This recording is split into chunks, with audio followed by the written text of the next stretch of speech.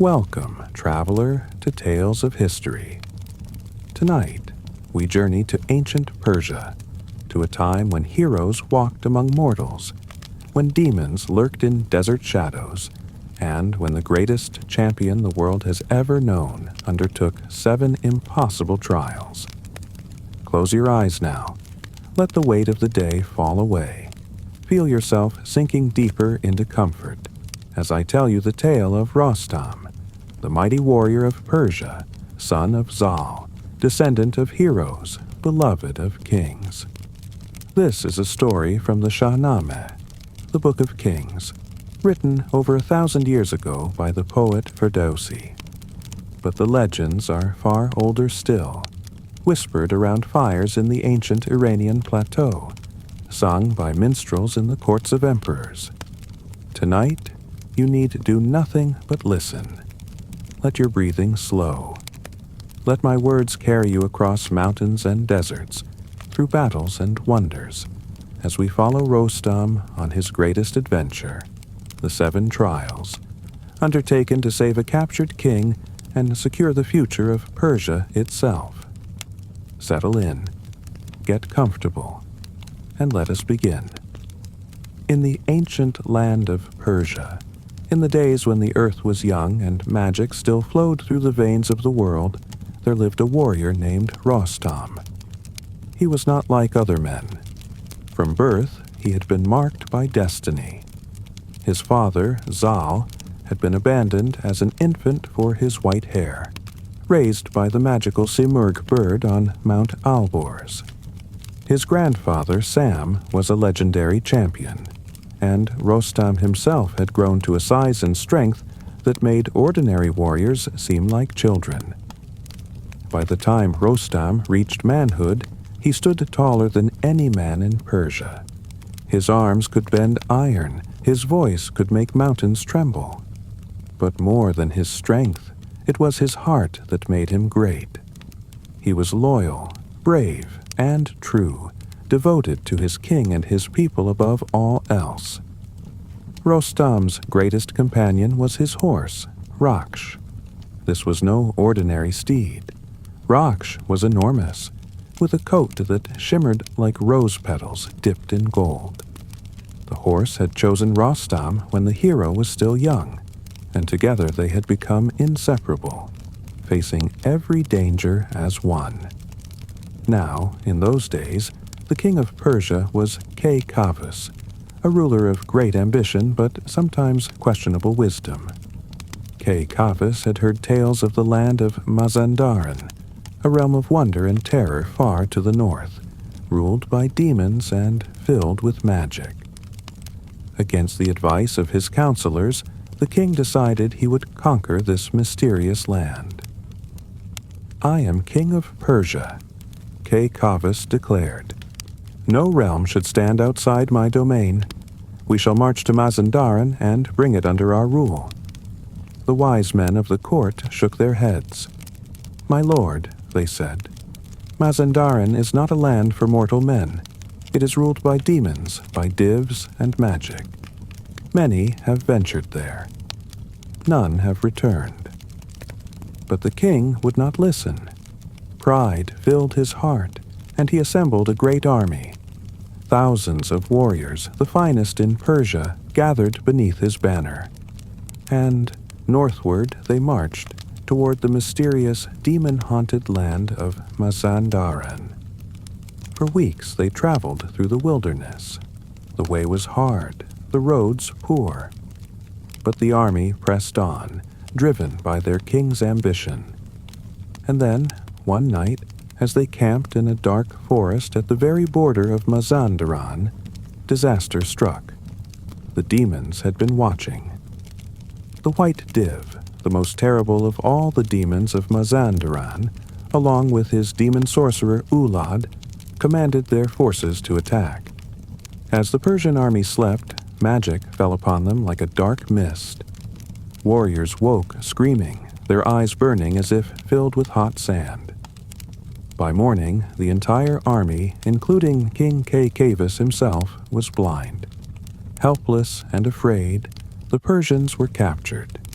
They were dragged away to dungeons deep beneath the earth, chained in darkness, imprisoned in the realm of demons. All seemed lost. The army of Persia had been destroyed without a single sword being drawn. But one man had not gone with the king. Rostam had remained behind in his homeland of Sistan, attending to his duties there. When word reached him of the disaster, the great hero did not hesitate.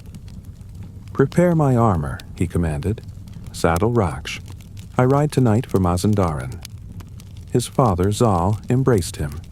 "My son," the old warrior said, "this may be your greatest test. The demons of Mazandaran have defeated an entire army. You ride alone into darkness." "Then I shall bring light," Rostam replied. "My king is captive. My brothers in arms are chained. I will free them or die in the attempt."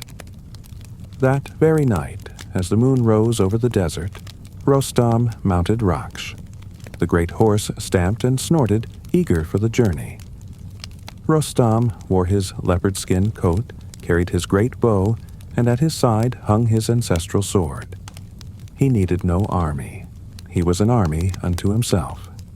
"To Mazandaran," he whispered to Raksh, and they rode into the darkness, beginning a journey that would become legend, a quest of 7 trials that would test every ounce of Rostam's strength, courage, and cunning. The stars wheeled overhead as Rostam rode north. The landscape slowly changed around him.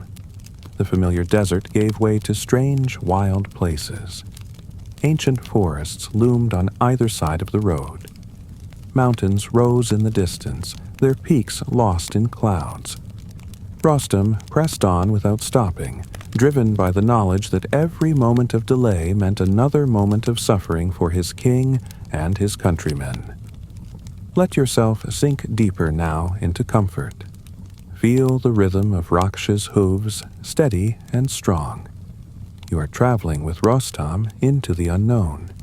Your breathing slows, your body relaxes, and the first trial is about to begin. After riding through the day and into the night, exhaustion finally overtook even Rostam's great strength. He had not slept since receiving news of the king's capture. The adrenaline that had fueled his journey was fading, and his body cried out for rest. He found himself in a region of wild grassland, broken by occasional stands of trees. It seemed peaceful enough, far from human habitation, but not yet in the demon-haunted territories of the north. Rostam dismounted and unsaddled Raksh, allowing the great horse to graze. "Stand watch, my friend," Rostam said, patting Raksh's flank. "Wake me if danger approaches." The hero spread his leopard skin coat on the ground and lay down. Within moments, he was asleep, his breathing deep and even. The stars shone down on him. A gentle breeze rustled through the grass. All seemed peaceful in the world, but Raksh, loyal and vigilant, kept watch. Time passed.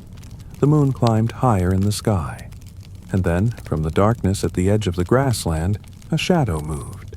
It was massive, low to the ground, moving with predatory grace.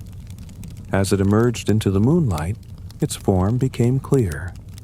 It was a lion, but not like any ordinary lion.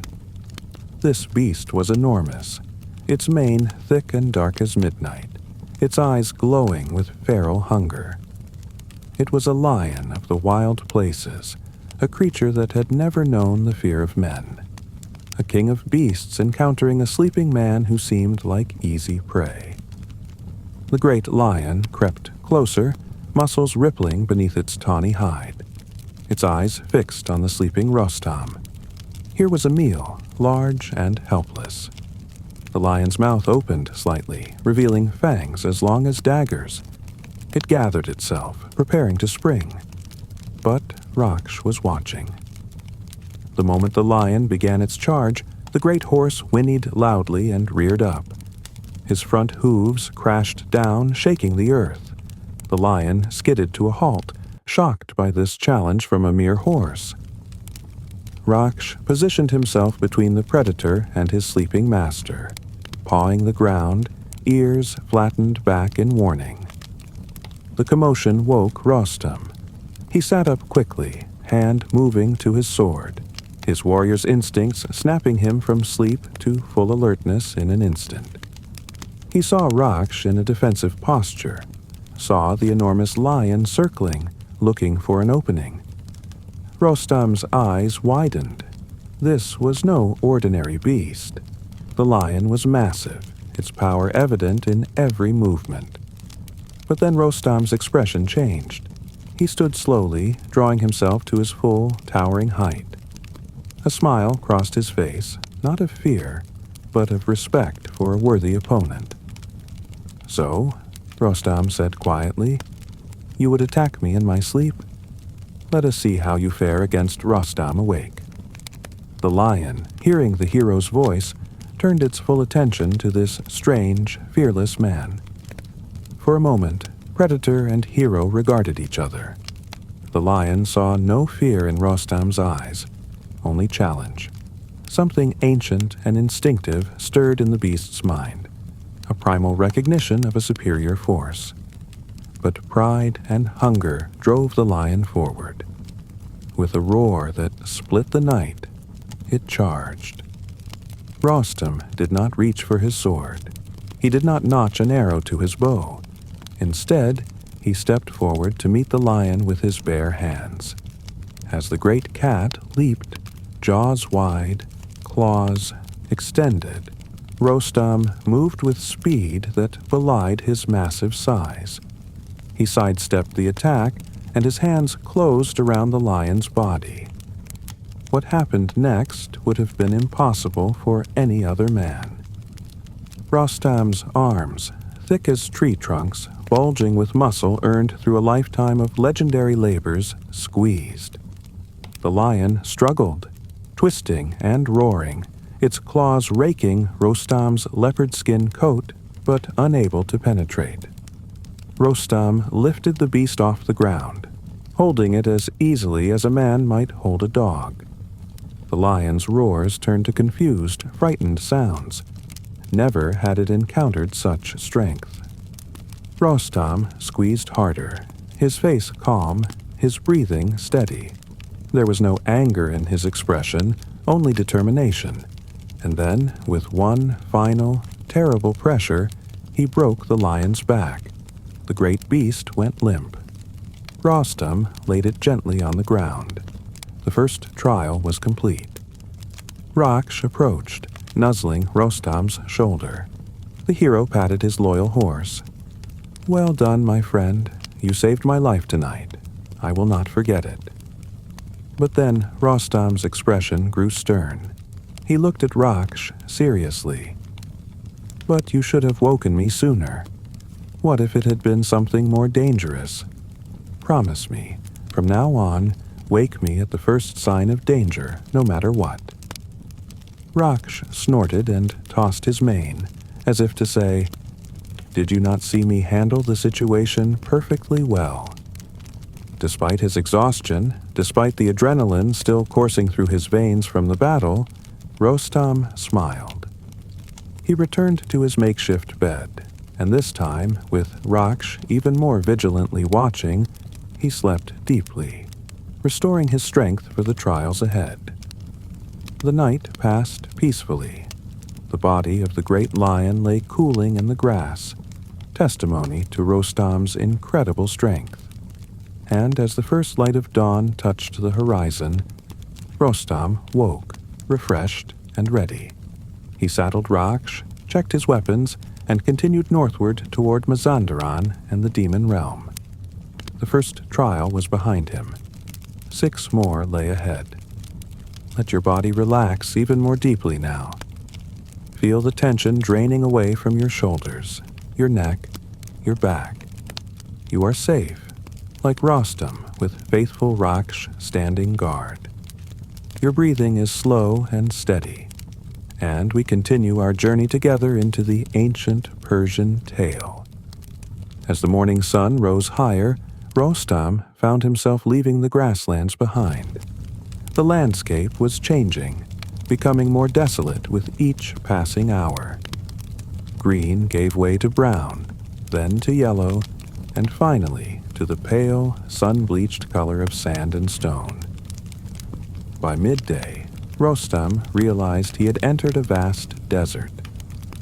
This was not like the deserts of his homeland, which he knew well, where water could be found if you knew where to look, where life clung stubbornly to existence. This was a desert of death, a wasteland where nothing grew, where no bird flew, where even the wind seemed to have abandoned hope. The sun beat down mercilessly. Heat rose from the sand in shimmering waves distorting the horizon. Raksh plodded onward faithfully, but even the great horse's steps were becoming heavier. The desert seemed endless, stretching to infinity in all directions. Hours passed. The sun climbed to its zenith and began its slow descent. Still, there was nothing but sand and rocks and the merciless sun. Rostam's water skin had been full when he entered the desert, but he had been rationing it carefully, giving most of it to Raksh. Now it was empty, the last drops gone. Thirst began to work its cruel magic. Rostam's mouth became dry, his tongue thick and swollen. Each breath seemed to pull moisture from his body. Raksh's head drooped lower with each step. The horse's coat, usually so lustrous, was dull with dust and sweat. As the sun began to set, painting the desert in shades of orange and red, Rostam finally dismounted. He could not ask Raksh to carry him any further without water. Hero and horse stood together in the wasteland, utterly alone, miles from anywhere, with no water and no sign of any. Rostam looked around at the barren landscape. For the first time since beginning his quest, a shadow of doubt crossed his face. He had defeated the lion with his strength, but what good was strength against thirst? He could not fight the desert. He could not battle the sun. This trial was of a different nature entirely. "I have failed," Rostam said quietly, his voice cracked and hoarse. "I have led us into this wasteland, and now we shall die here, my faithful friend. And the king will remain captive, and Persia will mourn, and all because of my pride." Raksh turned his great head to look at his master. The horse's eyes, even in exhaustion, still held trust and love. Rostam felt tears prick at his own eyes, though his body had no water left to spare for crying. "Forgive me," Rostam whispered, stroking Raksh's neck. He sank to his knees in the sand. The second trial, it seemed, would be his last. But Rostam was not one to give up easily. Even facing death, he would not surrender without a fight. He closed his eyes and prayed, not for himself, but for his horse and his king. "Great Ahura Mazda," he prayed, "Lord of wisdom and light, I do not ask for myself. I deserve whatever fate has brought me, but my horse is innocent, and my king is captive. If you will grant me the strength to save them, I will give my life gladly in service." For a long moment, there was only silence and the whisper of sand blowing across the desert. And then, in the stillness, Rostam heard something. A sound so faint he thought perhaps he was hallucinating. It was the sound of water, somewhere beneath the earth. His eyes snapped open. He looked around, but saw nothing. Yet the sound persisted, the faintest gurgle and flow. Water was here, somewhere close, hidden beneath the sand. Rostam rose to his feet. His warrior's training came to the fore. He studied the ground carefully, looking for signs, any indication of where water might be, and there, just a few paces away, he noticed something. A slight depression in the sand, and growing from it, impossibly, a single blade of grass, tiny and struggling but green and alive. Where there was life, there was water. Rostam drew his sword. The blade gleamed in the dying sunlight. He raised it high and brought it down with all his remaining strength, driving it deep into the sand at the spot where the grass grew. Once, twice, 3 times he struck, digging deeper with each blow. The sand flew. Sweat poured down his face. And then, on the 4th strike, the sand became damp. Hope flared in Rostam's chest. He threw aside his sword and began digging with his hands, scooping away sand, burrowing deeper. Raksh, sensing something, moved closer, watching with exhausted hope. Rostam dug deeper and deeper, and then suddenly his hand broke through into open space. Water, cold and pure, bubbled up from the underground spring he had found. It pooled in the hole he had dug, clear and life-giving. "Raksh!" Rostam cried, his voice filled with joy. "Water! God has provided." He scooped up handfuls of the precious liquid, drinking deeply, feeling life and strength flowing back into his body. Then he widened the hole so Raksh could drink. The great horse lowered his head and drank long and deep, the water running down his muzzle, washing away the dust and exhaustion. They drank until they could drink no more. Rostam refilled his water skin. He washed his face and hands, praising God for the miracle. The spring continued to flow, a tiny oasis in the vast desert, a gift to a hero in need. As the stars came out above the desert, Rostam and Raksh rested beside the spring. The second trial had been passed, not through strength of arms, but through faith, perseverance, and divine providence. They had faced death and been reborn. "Tomorrow," Rostam said, stroking Raksh's mane, "we leave this desert behind. Tomorrow we continue our quest, but tonight we rest and give thanks." The desert night was cold, but Rostam and Raksh were warm with the glow of survival. The hero slept deeply, his body recovering, his spirit renewed. 2 trials were complete. 5 more awaited him in the dangerous lands ahead. Feel yourself sinking deeper into rest, like Rostam beside the miraculous spring. Your body is heavy and comfortable. Each word carries you further into peaceful sleep.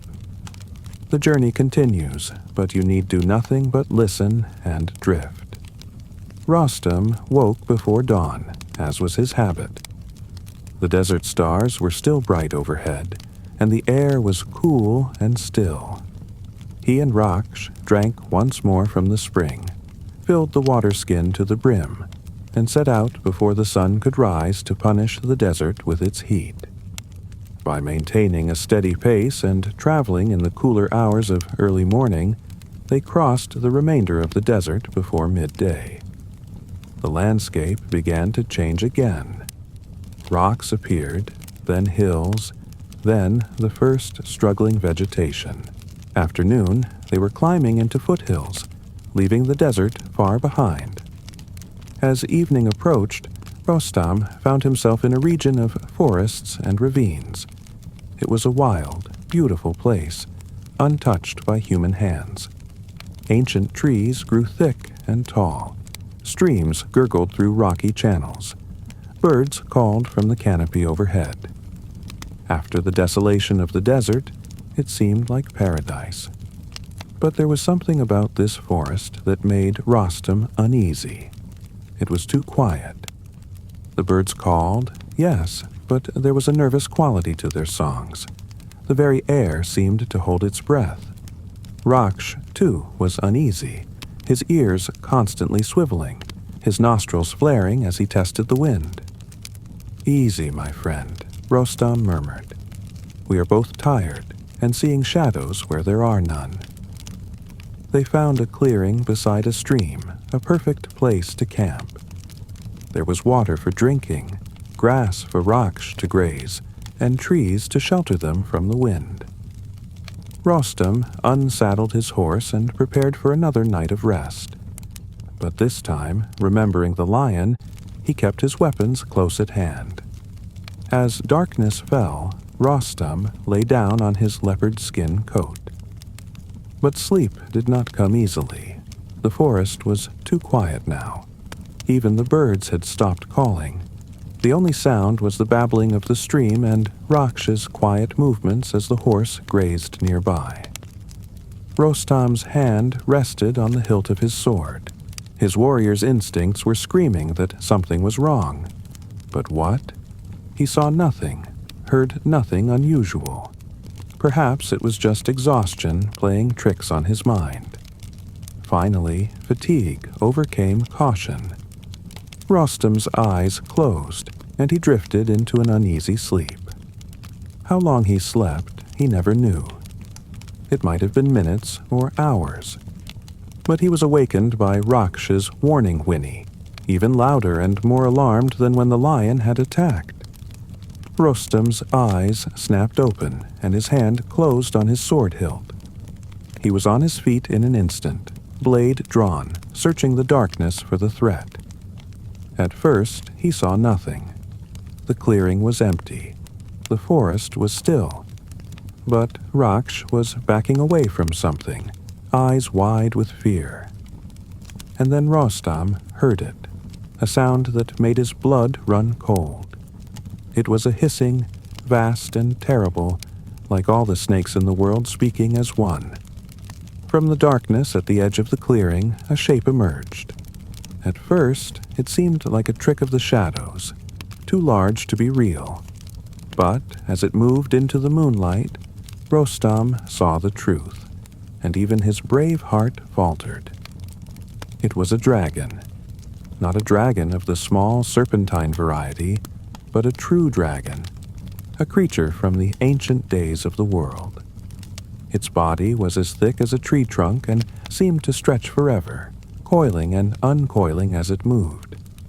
Its scales glittered in the moonlight, dark green and black like polished armor.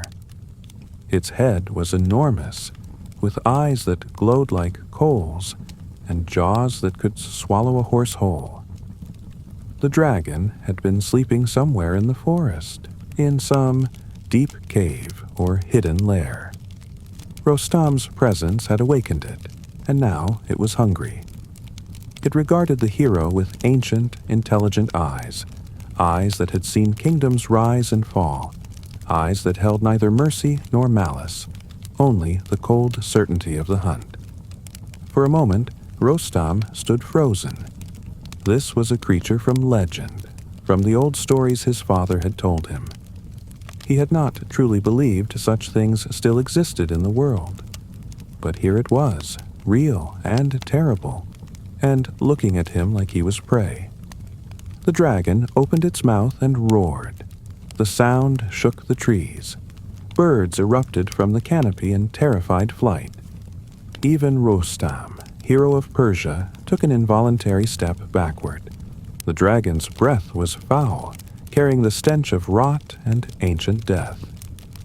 But Rostam was not called the champion of Persia for nothing. His moment of shock passed, replaced by cold determination. He had not come this far to die in the jaws of a beast, no matter how terrible. He raised his sword, the blade catching the moonlight. "Come then, worm," Rostam said, his voice steady despite his racing heart. "Let us see if you are as dangerous as you look." The dragon attacked. It moved with shocking speed for something so large. Its massive head lunged forward, jaws wide. Rostam dove to the side, rolling across the ground, coming up with his sword ready. The dragon's teeth snapped shut on empty air. Rostam knew he could not match the creature's size or power directly. He had to be clever. As the dragon turned its head to track him, Rostam ran forward, not away. This surprised the beast. Before it could react, Rostam was inside its reach, too close for those massive jaws to get him. The hero's sword flashed. He drove it deep into the dragon's neck below the armored scales. Black blood sprayed. The dragon roared in pain and fury, Its body thrashed, the enormous tail whipping around. Rostam saw it coming and tried to dodge, but the tail caught him, sending him flying through the air. He crashed into a tree with bone-jarring force. For a moment, Rostam lay stunned. Pain exploded through his body, but he forced himself to his feet. The dragon was wounded, but far from dead. It was thrashing in the clearing, destroying everything around it, trees falling, the ground being torn up. Its blood was everywhere, steaming in the cool night air. Rostam realized his sword was still embedded in the dragon's neck. He had nothing but his bow and arrows. He notched an arrow, drew the great bow that only he could string, and let fly. The arrow struck the dragon in the eye, and the creature's roar of pain was deafening. Now the dragon was truly enraged. Blind in one eye, bleeding from its neck, it began to move toward Rostam more carefully, more dangerously. It was no longer seeing him as easy prey, but as a serious threat. The intelligence in its remaining eye grew sharper. Rostam fired arrow after arrow, but the dragon's scales deflected most of them. Only a few found gaps in the armor, and none did serious damage. The dragon was getting closer. Rostam was running out of options. And then Raksh, loyal Raksh, made a decision. The great horse charged from the side, slamming into the dragon's body with all his weight and speed. The impact staggered the dragon, making it turn its attention away from Rostam. "No," Rostam cried, terrified for his beloved horse. But Raksh's bravery had given him the opening he needed. Rostam ran forward once more. The dragon, distracted by Raksh, did not see him coming. Rostam reached the creature's neck, where his sword still protruded from the wound. He grabbed the hilt with both hands and, using all his legendary strength, drove the blade deeper, pushing it down and twisting. The dragon's roar became a gurgle. Its body spasmed. Rostam held on, pushing the sword deeper still, feeling it cut through muscle and sinew, finding the creature's vital organs. Black blood poured over him, hot and foul-smelling, and then finally the dragon collapsed. Its massive body hit the ground with an earth-shaking thud. It twitched once, twice, and then lay still. The ancient creature was dead. Rostam stood atop the dragon's neck, chest heaving, covered in its blood. He looked like some ancient hero from the dawn of time, man triumphant over monster. Slowly, he pulled his sword free and climbed down from the corpse. Raksh trotted over, apparently unharmed. Rostam embraced his horse, burying his face in the animal's mane.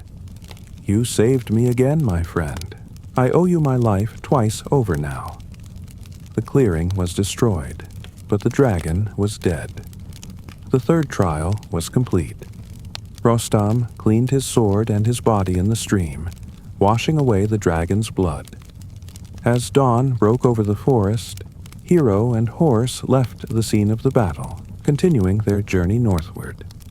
3 trials complete, 4 more to go, and each one, it seemed, was more deadly than the last. Let the tension drain from your body now. You are safe and comfortable. Rostam has survived, and so do you, in the warm embrace of sleep. Breathe deeply and slowly. Let the story carry you deeper into rest.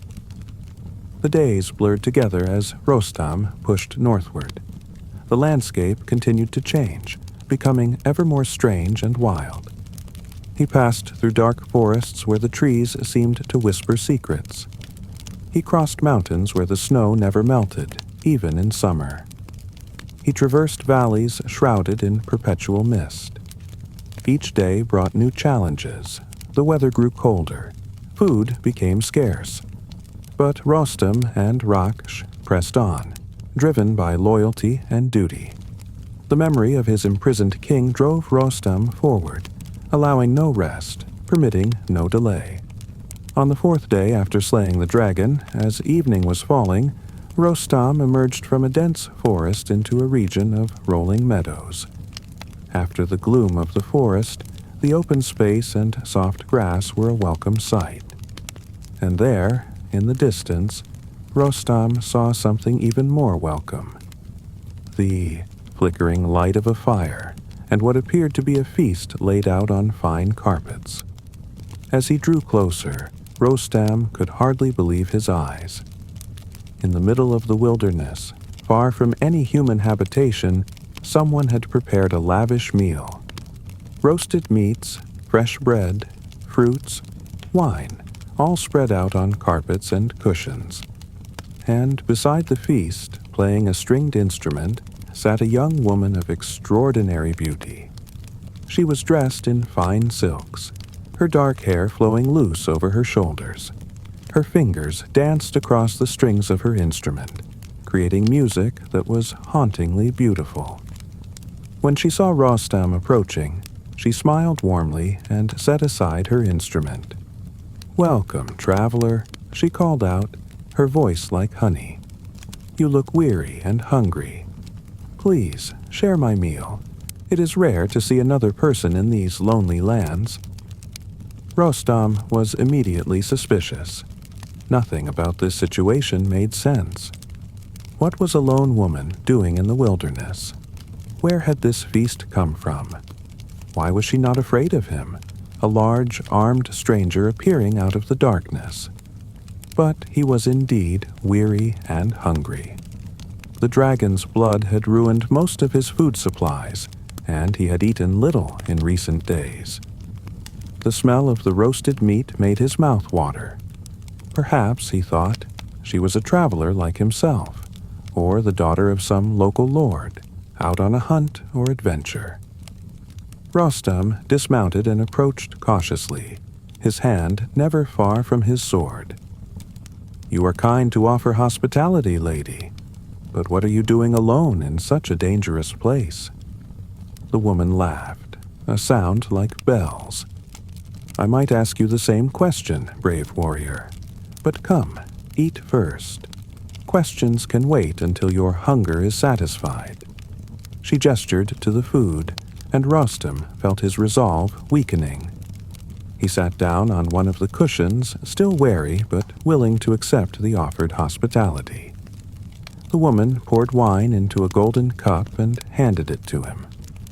Their fingers touched briefly, and Rostam felt a strange, tingling sensation, but he dismissed it as fatigue. He was about to drink when something made him pause. It was nothing he could name, just an instinct, a tiny voice in the back of his mind warning him that something was wrong. He looked at the woman more closely. Her beauty was perfect, almost too perfect. There was something slightly unreal about her, like a painting come to life. And then he noticed something else. The woman cast no shadow, even though she sat directly in the firelight. Rostam's blood ran cold. His hand moved slowly toward his sword. He had heard stories of creatures that could take human form, demons and spirits that lured travelers to their doom. Was this such a creature? "You do not drink," the woman said, and now there was an edge to her voice. "Do you not trust my hospitality?" "I am grateful for your kindness," Rostam said carefully, setting down the cup untasted. "But I have made a vow not to drink wine until my quest is complete." "A quest?" The woman's eyes glittered with interest. "How noble. But surely one cup of wine would not break such a vow. Drink, and tell me of your quest." She picked up the cup and offered it to him again. As she did, her sleeve fell back, and Rostam caught a glimpse of her arm. For just a second, the illusion flickered. Instead of smooth, pale skin, he saw something else. Dark, scaled hide, like the skin of a lizard or snake. Rostam's suspicions were confirmed. This was no human woman. It was a witch, a demon in disguise, using magic to appear beautiful and harmless. The food, the wine, all of it was undoubtedly poisoned or enchanted, designed to trap him or kill him.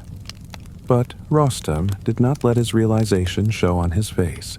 He continued to sit calmly, as if he had noticed nothing. "You are very kind," he said. "But before I eat or drink, it is my custom to pray. Would you join me?" The woman's face flickered with annoyance. "Pray? Here? Now? Surely your prayers can wait until after we eat." "I'm afraid not," Rostam said. He stood up, and as he did, his hand closed around his sword hilt. "I must pray to God, thanking him for protecting me from evil and deception." At the word God, the woman hissed. It was an inhuman sound, filled with rage. The beautiful illusion shattered like glass. The lovely young woman transformed before Rostam's eyes into something hideous. Her skin became gray and scaly. Her beautiful face elongated into a nightmare visage with too many teeth. Her hands became claws, black and sharp. Her body swelled and twisted until a demon stood before him, all pretense of humanity gone. "Fool," the creature shrieked, "you will regret rejecting my hospitality." The feast vanished, revealed as the illusion it was. The fine carpets became dead leaves. The delicious food rotted before his eyes, showing its true nature. Decayed meat, poisonous mushrooms, things that would have killed him instantly had he eaten them. The golden cup fell to the ground, and from it spilled not wine but a thick, black poison that hissed and burned where it touched the earth. The witch lunged at Rostam with her claws extended, but Rostam was ready. His sword was already drawn. With one swift, powerful stroke, he brought the blade down and severed the creature's head from her body. The witch's scream was cut short. Her body collapsed and began to dissolve, turning to smoke and ash that scattered on the wind. Within moments, there was nothing left but a dark stain on the ground where she had stood. Rostam stood breathing heavily, his sword still raised. He looked around warily, ensuring there were no other threats. But the meadow was empty now, quiet except for the sound of the wind through the grass. The fire had gone out. The illusion was completely dispelled. "Trickery and deception," Rostam muttered. "The fourth trial tested not my strength, but my wisdom and faith." He returned to Raksh, who had wisely stayed back from the witch's illusions. Rostam mounted his horse and rode away from that cursed place. He would find food and shelter elsewhere, somewhere free from demon magic. The fourth trial was complete. But Rostam knew that the dangers were intensifying. Each trial was different, testing different aspects of his character. He would need all his courage, strength, wisdom, and faith to survive what lay ahead. Let yourself relax more completely now. Feel the heaviness in your limbs. Your breathing is deep and slow. The story continues to unfold, carrying you deeper into restful sleep. Part 6. The fifth trial, The Darkness. After leaving the witch's meadow, Rostam continued north through the night, not wanting to stop in that cursed region. By dawn, he had put many miles between himself and the place of the fourth trial. But the landscape was becoming increasingly strange and hostile. He was now truly in the demon lands of Mazandaran. The sky seemed darker here, even in daylight, as if a veil had been drawn over the sun. The trees were twisted and wrong-looking. Strange sounds echoed from distant places, sounds that were neither animal nor human. The very air felt thick and oppressive, making each breath an effort. As the day wore on, the darkness increased. At first, Rostam thought it was simply clouds blocking the sun, But soon he realized the truth was far more sinister. This was not natural darkness. This was magical darkness, the work of the demon sorcerer Ulad, who used his powers to keep Mazandaran shrouded in eternal gloom. By what should have been midday, the world was as dark as twilight. By what should have been afternoon, it was as dark as night, and still the darkness grew thicker and more complete. Soon, Rostam could barely see his hand in front of his face. Raksh stumbled on the rough path, unable to see where to place his hooves. Rostam dismounted and led his horse carefully, feeling his way forward step by step. But this was impossible. He could not see where he was going. He might walk off a cliff, into a tree, into any danger, and never see it coming. The darkness was absolute, suffocating, terrifying in its completeness. And then, from somewhere in the darkness ahead, Rostam heard a sound. It was the roar of a great beast, but not like any beast he had heard before. It was a roar that spoke of ancient evil, of supernatural rage. It was the White Div, the king of the demons of Mazandaran, and he was hunting. Rostam froze. In this absolute darkness, he was helpless. He could not see to fight. He couldn't see to flee. He was as vulnerable as a newborn child. The roar came again, closer this time. The demon was tracking him, following his scent, or perhaps sensing his presence through dark magic. Rostam's mind raced. He needed light, but he had no lamp, no torch. The darkness was magical. Ordinary fire might not even work here. He needed divine intervention, a miracle like the water in the desert. He closed his eyes, though it made no difference in the absolute blackness, and prayed. "Lord of light," he whispered, "banish this darkness. Let me see my enemy. I do not ask for victory, only for the chance to fight." As he prayed, he heard something else in the darkness. It was a voice, human and frightened. "Help! Is someone there? Help me!" Rostam called back. "I am here. Where are you?" "I cannot see," the voice cried. "I have been stumbling through this darkness for days. I am one of the king's soldiers, separated from the others when we were captured. Please, help me." Rostam felt his way toward the voice, leading Raksh carefully. After several minutes of slow movement, his hand touched another person, a man in armor. The soldier grabbed Rostam's arm desperately. "Thank the gods," the soldier gasped. "I thought I was the only one left. Are you from Persia? Have you come to rescue us?" "I am Rostam," the hero said simply. The soldier's grip tightened. "Rostam, the great hero? Then there is hope. But how will you save us when we cannot even see? The demon Ulad has cast this darkness over all of Mazandaran. As long as he lives, we are blind and helpless." "Then we must kill Ulad," Rostam said. "Where is he?" "In his fortress, deep in the heart of Mazandaran. But it is impossible to reach in this darkness. Many have tried. All have died." Rostam was silent for a moment, thinking, and then he had an idea. "This darkness is magical," he said. "But you are a soldier of Persia, a man who was here when the darkness fell. Do you remember the path? Do you know the way to Ulad's fortress?" The soldier thought. I think so. Yes. Before the darkness fell, I saw it in the distance. I remember the direction, the landmarks, but without sight." "You will be my eyes," Rostam said. "You will remember the path and guide me. I will be your strength and protection. Together we will reach Ulad and end this darkness forever." And so they set off through the blackness, the soldier clinging to Raksh's saddle, calling out directions from memory.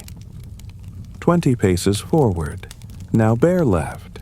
There was a stream here, listen for it. Now we climb. It was agonizingly slow. Every step was an act of faith. The roars of the white div echoed through the darkness, sometimes near, sometimes far.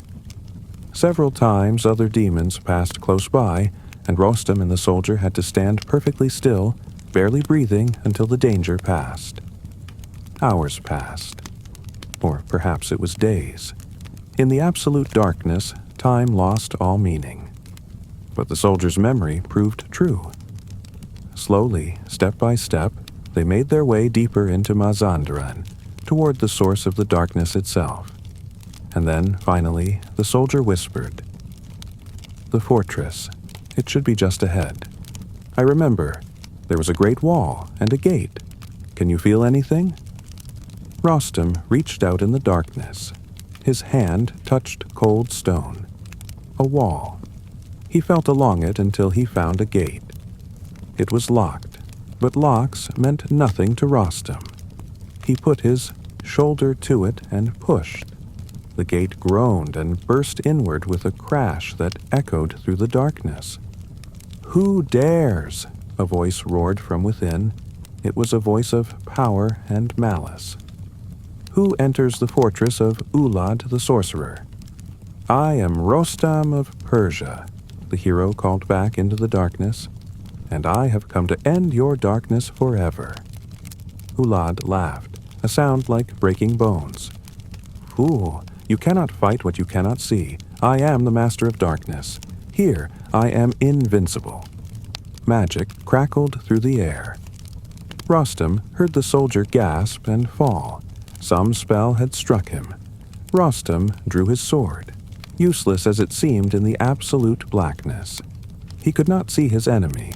He could not see to defend or attack. But then, in his mind, he heard a whisper. It might have been his own thoughts, or it might have been divine guidance. Trust your other senses. The eyes can lie, but the heart knows truth. Rostam closed his eyes, which changed nothing in the darkness, and listened. He heard Ulad moving, the rustle of robes, the soft pad of feet on stone. He heard breathing, ragged and excited. He smelled the sorcerer's foul presence, a scent of rot and corruption. And then he moved, not toward where he heard the sounds, but toward where his instinct told him the sorcerer would move next. His sword swept through the darkness in a great arc, and by luck, or fate, or divine will, the blade struck home. Ulad screamed. It was a sound of shock and agony. Hot blood sprayed across Rostam's hand, confirming his strike. The sorcerer stumbled backward, and Rostam followed the sound, striking again and again. Each blow found its mark. Ulad's magic was powerful, but against Rostam's blade, his flesh was as vulnerable as any man's. With a final, gurgling cry, Ulad fell, and the moment he died, the darkness shattered. Light flooded back into the world. It was blinding after the absolute blackness, and Rostam had to shield his eyes. But as his vision adjusted, he looked around and saw he was standing in a stone courtyard, his sword dripping with dark blood. The body of Ulad lay at his feet, the sorcerer's face frozen in surprise. The soldier was lying nearby, stunned but alive. Beyond the fortress walls, Rostam could see the landscape of Mazandaran spreading out. The magical darkness was gone. The sun shone down, and everything was visible once more. "We did it," the soldier whispered in awe. "The darkness is broken." Rostam helped the man to his feet. "You guided me true, brave soldier. Without you, I would still be stumbling in the dark. Now, tell me, where is the king? Where are the prisoners held?" The soldier pointed to a distant mountain. "There, in the dungeon of the White Div." "But Rostam, the White Div himself guards them. He is the most terrible of all demons, a creature of unimaginable power. Even with Ulad dead, the White Div remains." Rostam looked toward the mountain, his expression grim and determined. "Then that is where I go next." have come too far to turn back now. The fifth trial was complete. The magical darkness was broken, but the greatest challenge still lay ahead. The white div awaited, and with him the captive king of Persia. Your body is so relaxed now, so comfortable. You are drifting deeper into peaceful sleep. The story continues to unfold, but you are perfectly at ease, perfectly safe, sinking into dreams. Part 7. The sixth trial, the white dove. With the magical darkness dispelled, Rostam could see the full horror of Mazandaran. It was a blighted land, twisted by demonic influence. The trees were gnarled and dead. The rivers ran with dark water. In the distance, Rostam could see other demons fleeing, now that Ulad's protection was gone, scattering into caves and holes, hiding from the light they had forgotten existed. The soldier offered to accompany Rostam to the White Div's mountain, but the hero refused.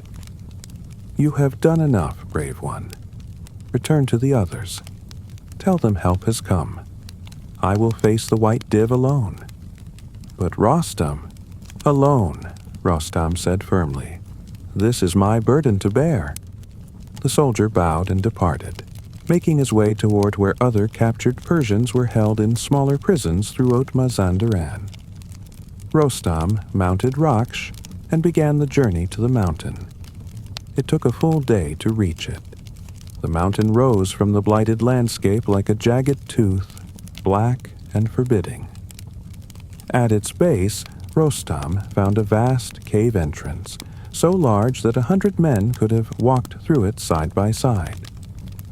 The mouth of the cave was littered with bones, the remains of countless victims the White Div had consumed over the centuries.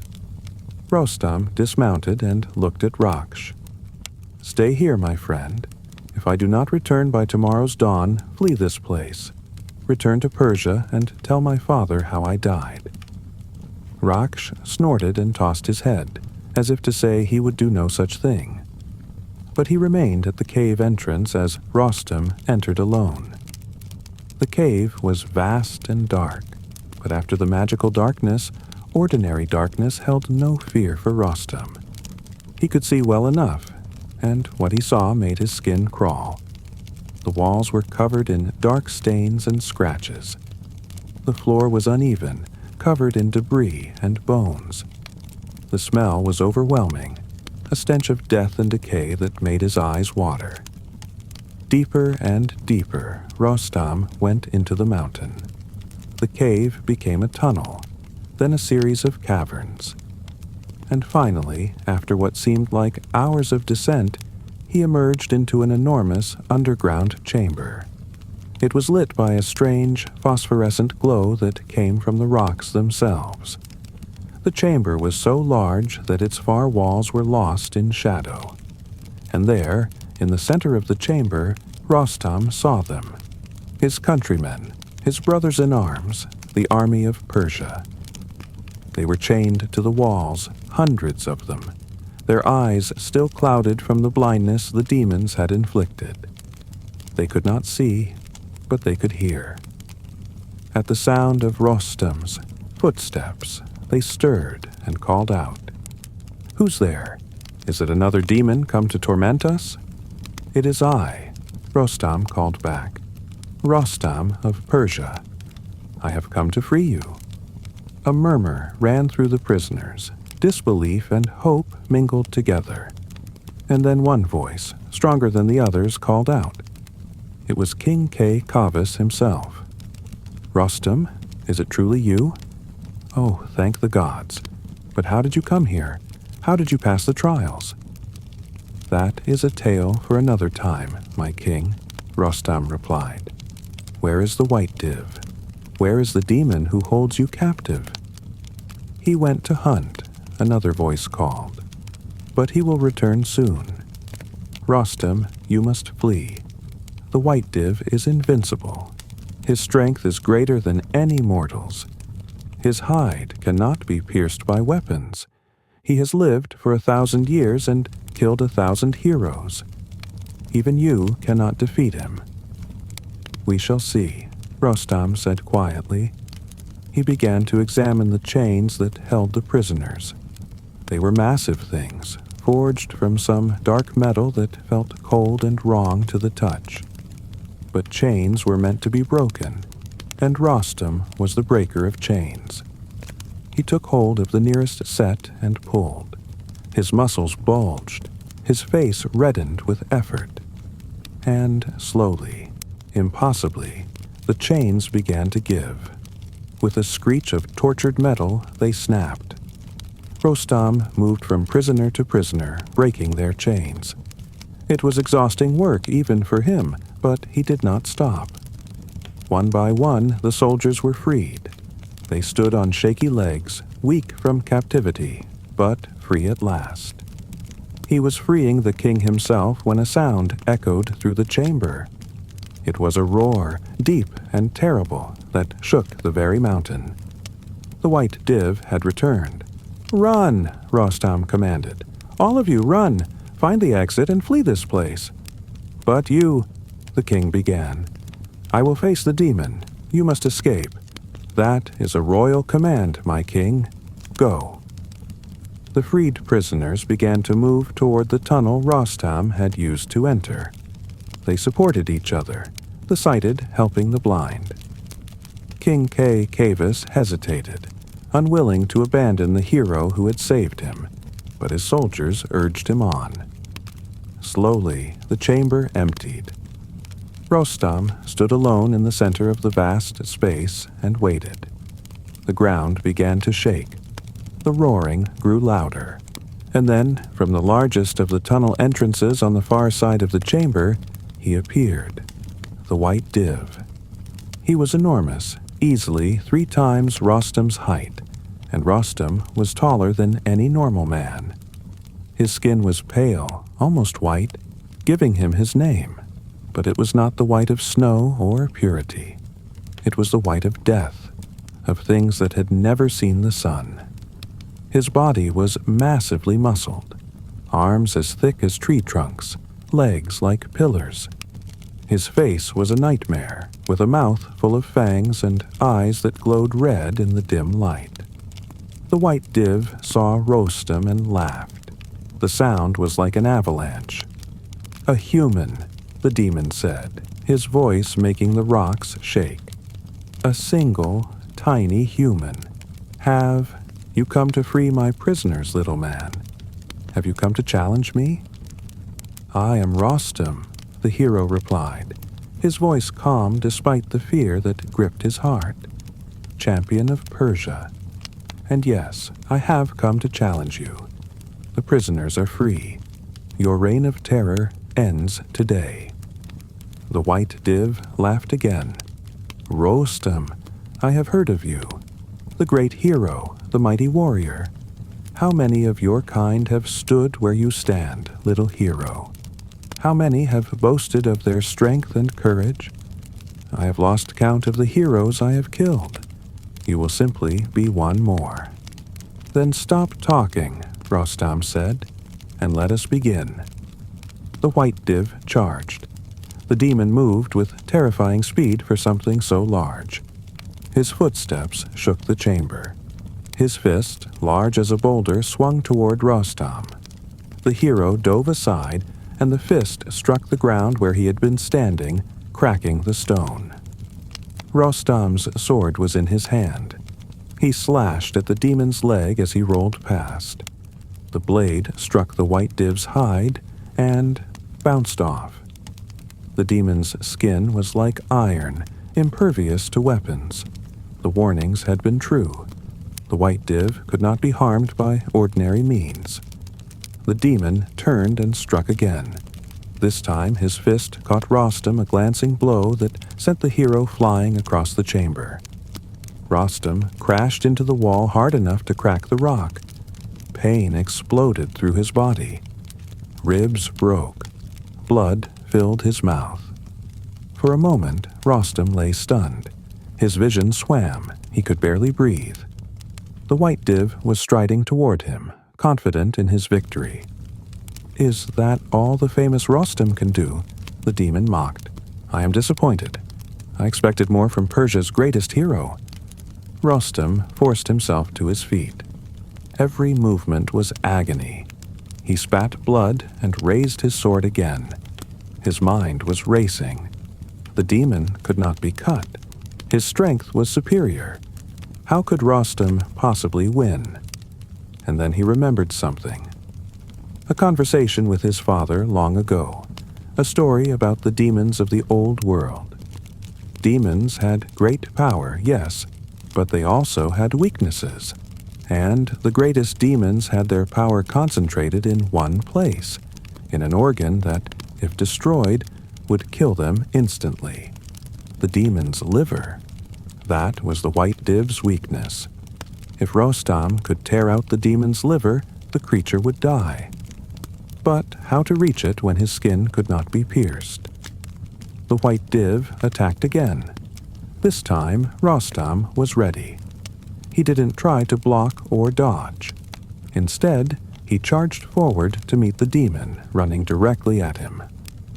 The white div was surprised by this suicidal tactic. His massive fist swung down toward Rostam, but the hero was already inside his reach. Rostam threw down his useless sword and leaped. His hands found holds in the folds and muscles of the demon's body. He climbed, quick as a spider, even as the white div roared and tried to grab him. Rostam climbed up the demon's chest toward his head, where the skin might be softer. The white div's hands finally closed around Rostam, but not before the hero drove his fingers into the demon's eye. The creature screamed and loosened his grip. Rostam pulled himself up onto the demon's shoulder, found the ear, and began to punch and tear at the softer flesh there. "Get off me," the white div roared. "Get off." He spun and thrashed, trying to dislodge Rostam, but the hero held on with desperate strength. Blood was flowing now from the wounds Rostam had inflicted on the demon's head. The white div's hide might be impenetrable over most of his body, but there were vulnerable spots: the eyes, the ears, the mouth. Rostam drove his hand into the demon's ear, pushing deeper, ignoring the creature's screams. He felt his fingers break through into the skull cavity. The white div staggered, his movements becoming uncoordinated. And then Rostam found what he was looking for. Through the ear canal, he could reach the brain. And below the brain, protected by bone but now accessible, was the liver that held the demon's life force. With a final, desperate effort, Rostam plunged his arm deeper into the white div's head, pushed past the brain, and his fingers closed around something that pulsed with dark energy. The liver. He grabbed it and pulled with all his remaining strength. The white div's scream shook the entire mountain. His body convulsed. And then Rostam tore the liver free. The moment the organ was removed, the white div's body began to crumble. The flesh turned gray, then black, then to ash. Rostam fell as the demon collapsed, landing hard on the ground. In his hand, he held the liver, still pulsing with evil energy. He squeezed, crushing it, and the liver burst in his grasp. A wave of dark energy exploded outward, washing over Rostam, over the chamber, over all of Mazandaran. And in that moment, all the demon's evil works were undone. The blindness that afflicted the Persian soldiers vanished. Throughout Mazandaran, the remaining demons felt their power broken and fled into the deepest holes of the earth. The blight on the land began to lift. The dark magic that had sustained the demon realm was shattered. Rostam lay on the ground, covered in blood and ash, barely conscious. But he was alive, and he had won. The sixth trial was complete. The white div, terror of Mazandaran, was dead. Feel yourself sinking deeper, deeper into comfort and rest. The great battle is over. Peace is settling over the land. Your breathing is slow and steady. One trial remains, and then the hero's journey will be complete. Part 8. The Seventh Trial. The Return. Rostam lay on the cold stone floor of the demon's lair for a long time. His body was broken, battered, bleeding. Every breath sent pain shooting through his broken ribs. But he was alive, and the mission was complete. The king was free. The demons were defeated. Slowly, agonizingly, Rostam pulled himself to his feet. He stumbled toward the tunnel that led out of the mountain. Each step was torture, but he forced himself forward. He had to reach the surface. He had to find his king and his countrymen. When he finally emerged into daylight, he found Raksh waiting faithfully at the cave entrance. The great horse whinnied with joy and relief. Rostam embraced his loyal companion, and then, using Raksh's saddle to support himself, he began the journey back to where he had left the freed prisoners. He found them gathered in a valley some miles from the White Divs mountain. When they saw Rostam approaching, weak and wounded but alive, a great cheer went up. King Kaykavis himself ran to meet the hero. "Rostam, you live, and the demon?" "Dead," Rostam said simply. Then his legs gave out, and he collapsed. For 3 days, Rostam lay in a fever, his body fighting to heal from the terrible wounds he had sustained. The king's own physicians tended him, using all their skill. The freed soldiers stood watch, ensuring no remaining demons dared approach, and Raksh stood by his master's side, never leaving, barely eating, waiting for Rostam to wake. On the 4th day, Rostam's eyes opened. The fever had broken. He was weak, terribly weak, but he would live. King Kaykavis came to his bedside. "Rostam," the king said, tears in his eyes, "you have saved us all. You have done what an entire army could not. You have defeated demons and monsters, overcome darkness and magic, and freed the kingdom from a terrible fate. How can Persia ever repay such a debt?" "You owe me nothing, my king," Rostam said. His voice was hoarse but steady. "I did only my duty, but there is one trial left, one task remaining. Name it, and it shall be done." "We must return home," Rostam said. "The journey back to Persia will be long and hard, especially with so many wounded and weary men. That is the 7th trial, the return." And indeed, it was a trial. The army was weak from captivity. Many were injured. Food and supplies were scarce in the blighted land of Mazandaran, and the way home was long, back through all the territories Rostam had crossed on his journey north. But now, Rostam did not travel alone. He had an army at his back, brothers in arms who would die for him, and a king who had learned humility and wisdom from his ordeal. They traveled south through Mazandaran. The remaining demons hid from them, terrified of Rostam's power. The land itself seemed to be healing now that the White Div's influence was gone. Green shoots appeared among the dead trees. The rivers began to run clear. They reached the mountain where Rostam had fought the dragon. The great beast's bones lay bleaching in the sun, and the soldiers marveled at the size of the creature their champion had slain. They passed through the region where the witch had tried to deceive Rostam. They found her lair, now abandoned, filled with the bones of less fortunate travelers who had fallen for her tricks. They came to the desert, and there they found the spring Rostam had discovered. It still flowed, pure and clear, a miracle in the wasteland. The army filled their water skins and thanked God for the gift. They passed through the grasslands where Rostam had killed the lion. the great cat's hide was still there, and Rostam took it, adding it to his leopard skin coat as a trophy. And finally, after weeks of hard travel, they saw in the distance the familiar mountains and green valleys of Persia. They were home. The news of their return had preceded them. The entire nation turned out to welcome their heroes. Cities emptied as people lined the roads to cheer the returning army and their champion. Flowers were thrown, songs were sung. Children waved and called Rostam's name. When they reached the capital, the celebrations lasted for 7 days and 7 nights. Feasts were held. Poets composed verses about Rostam's 7 trials. Artists began to paint scenes from the journey. The tale was told and retold, growing with each telling until it seemed more myth than history. King Kaykavis, humbled by his experience and grateful for his rescue, showered honors upon Rostam.